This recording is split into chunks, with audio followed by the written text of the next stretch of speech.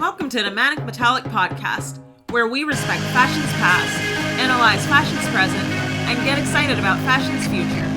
I'm Liberty Gateman, founder and creative principal of fashion media company Manic. Several times per week, I'll bring you episodes about exciting things happening in fashion, discussion about current issues facing the industry, and the places and people that have made the fashion industry great. Be sure to subscribe to our newsletter and follow us on Instagram at the Manic Podcast and at Manic Metallic, both linked in our show notes. Now, let's get into today's episode. Welcome to the Manic Metallic Podcast. I'm Liberty, your host. Today we're going to talk a bit about our recent article titled, Why the Means by Which Gathering Information is Important and What That Means for Fashion. What inspired us to write that article is the fact that we live in such a busy, cluttered time that if we want to get our information, we've got multiple methods of doing that on the internet, multiple involving social media, involving newsletters, and it got us to thinking, when one gets on social media, you follow a certain amount of accounts, you follow them from certain sources. If we're looking at the fashion industry, maybe we follow WWD, maybe we follow Business of Fashion to get our news. Some people choose to follow fashion publications like Vogue and Harper's Bazaar. And we follow those along with some of our favorite creators or some of our favorite journalists or influencers or models, anyone like that. And that's just social media. Well, when you take newsletters into account, a lot of us will follow those same types that we follow on social media on our newsletters. And it gets to a certain point where if you're following so many accounts on social media and you're following so many newsletters, are you actually taking in all of the information that you're following on a day-to-day basis? And so what we wanted to explore was the pros and cons of social media and using social media as a means to get information, and the pros and cons of following newsletters and using newsletters as a way to get information, and of course using both social media and newsletters as a way to maintain a connection with your favorite creators or with businesses by which you get your news from to complete your work. So we're going to explore those, but we're also going to explore something called RSS feeds, which if you're a bit younger, maybe you don't know what an RSS feed is, but if you're at least of moderate age, then you've probably heard of it. Let's talk about what RSS is. So RSS technology was invented in 1999 by this American internet company, Netscape. Stands for Really Simple Syndication. And RSS technology has two parts. So you've got RSS feeds and you've got RSS readers. RSS feeds contain files that will hold updates from a given website, but those files themselves are pretty useless if you don't have an RSS reader to interpret what's on the RSS feed. So let's say you wanted to follow the updates of WWD. You follow a lot of newsletters, you follow a lot of social media, but you wanted to have one place where you can go to get specific updates from websites like WWD or Business of Fashion. What you do is you get the RSS feed link from WWD, and you would then take that and input it into an RSS reader such as Feedly. And Feedly would basically compile all of those RSS feeds together in one spot, and that would give you updates from all of the websites that you're wanting updates from. So you'd have every piece of updated fashion information from Business of Fashion, Fashionista, WWD, High Snobiety, whatever it is that you're choosing to read. And what makes that a positive thing, a potentially positive thing, is the fact that, again, you've got everything in one spot. You can go get your news updates so that if, let's say, you're a fashion journalist such as myself, you're going to need to keep up with those things in order to be as informed as you can. You need to know what's happening. You need to know where it's happening, who it's happening to. And also, with RSS feeds, it operates off of a chronological format, unlike social media, which operates off of an algorithmic format. So, with social media, you're going to see things that, let's say, Instagram or Facebook thinks that you want to see based on previous behavior. So let's say you've liked a lot of a certain account or accounts videos, or you've watched a lot of their reels, you've liked a lot of their posts.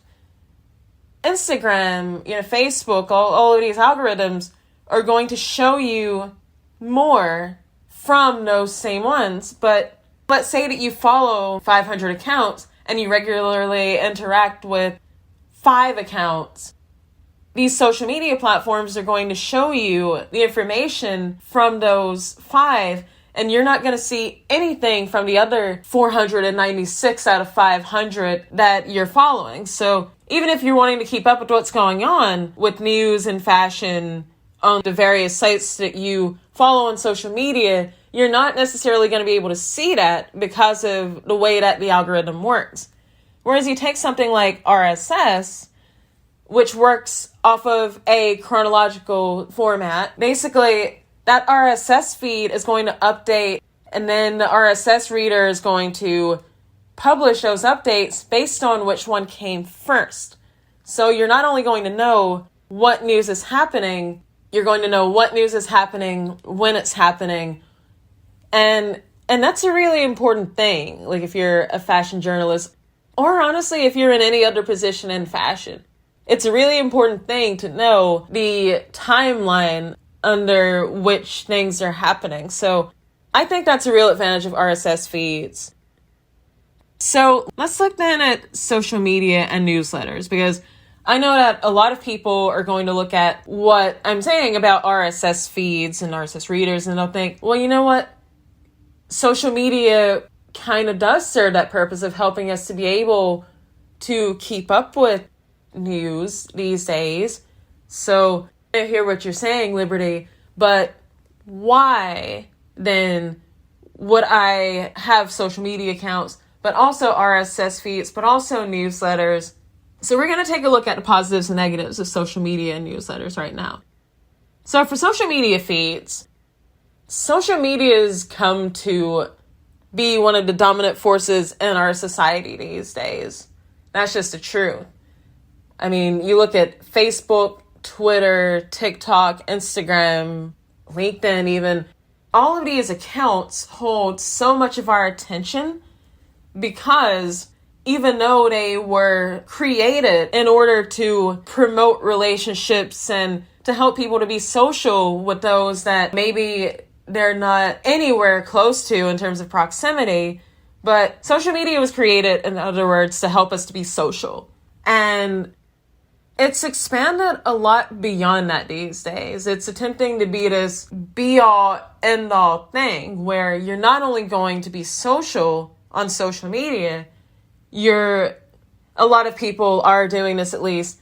A lot of people are using social media as their news source. And of course, we've seen that that's had pretty devastating consequences when it comes to looking at it from a mental and emotional, sometimes even a physical standpoint. When you're using social media as a news source, when you're using social media as a means to gather information, whether that's to complete your job or just to know what's going on, it's a pretty devastating thing. And something else to take into account, piggybacking off of that, it's just how toxic that it can be. And based on the fact that it can be so toxic, it makes it a really, really ineffective way of getting the news, because it's so cluttered with all of these supposed news stories. Like, some of it's real, some of it isn't. That if you're a fashion journalist or if you're a fashion stylist and you're looking to keep up with what's going on online and what the trends are, and sure, social media has a purpose, and I think that ultimately we should attempt to integrate our usage of social media, newsletters, and RSS feeds together. I think that all three of those have their benefits for us. I do think that social media is not the most efficient way of getting your news, especially if you're using it to keep up with what's going on for your work.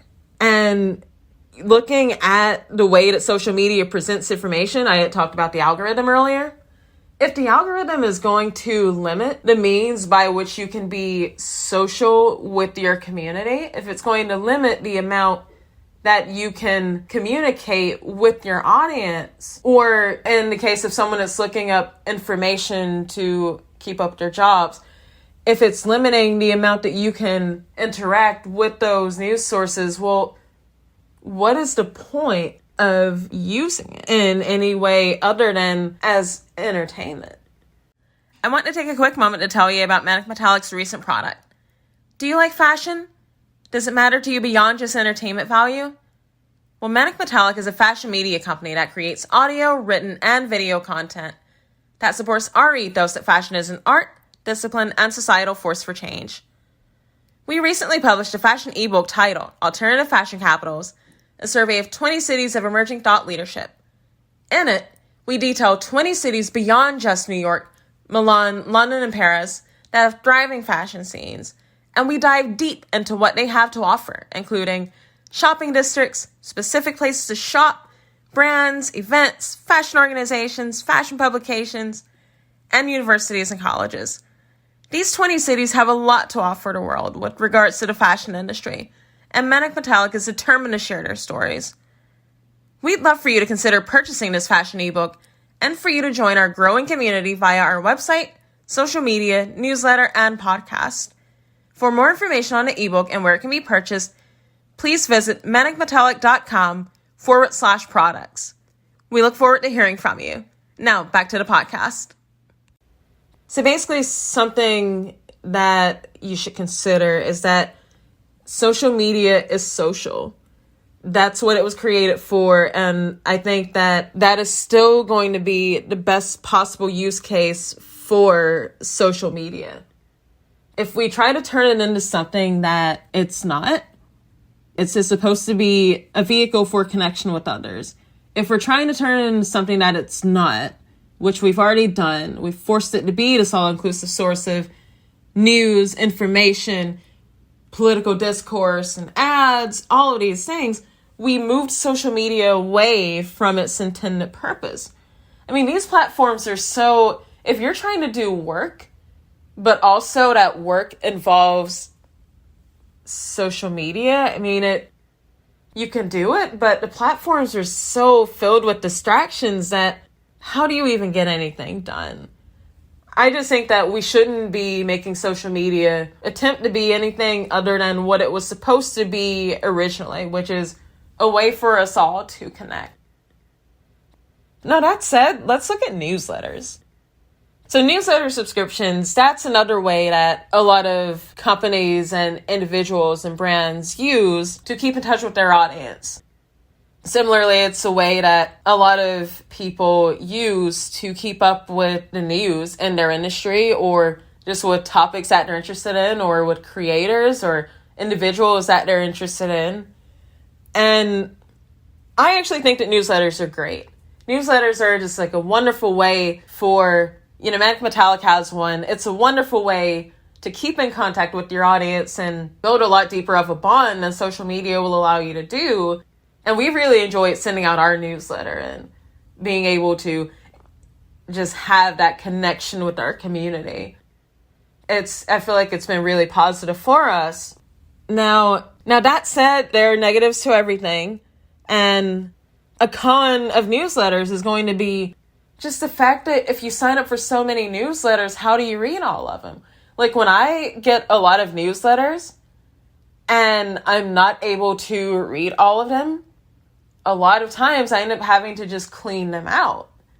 And it's a really unfortunate thing, and I'm sure that I'm not alone in doing that.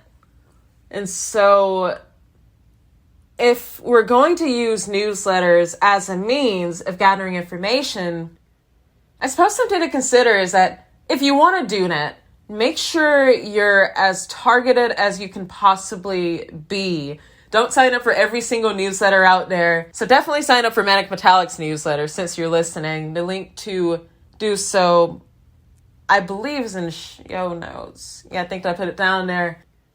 So yeah, definitely sign up for our newsletter. But make sure you sign up for newsletters that you're only going to have use for. Because it's so easy to just hand over your email and then suddenly you sign up for like 200 newsletters and then it all becomes overwhelming and you end up reading none of them. So if you're a journalist or anyone in the fashion industry and you're trying to keep up with things that are going on and you're using newsletters to do that, those are just some positives and negatives to keep in mind. So I'm going to close this up with saying that I believe that all three of these are positive. So social media has done a lot of wonderful things for the world. It has achieved its intended purpose in a lot of ways and helping to build relationships and create friendships that never would have been able to happen otherwise due to proximity or just like not knowing what types of people are out there that may be similar to you. And it's helped a lot of people to feel less alone. And so I think that social media can be used effectively in terms of that.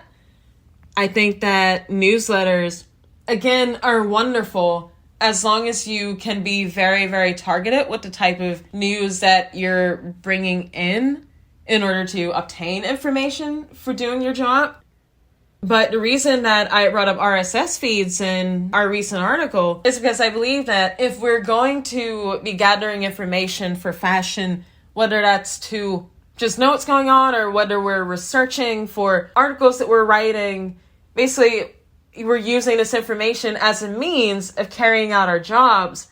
We want to be able to get that information in an environment that's not cluttered, it's not toxic, it's not just a complete and utter distraction. I think that's why I think that RSS feeds work so well, is because you have feeds from all of these different websites in one spot for you to be able to take everything in that you need. And so I'm going to put the link to a couple of RSS feeds in our show notes for you, just so that if you want to check it out, you can.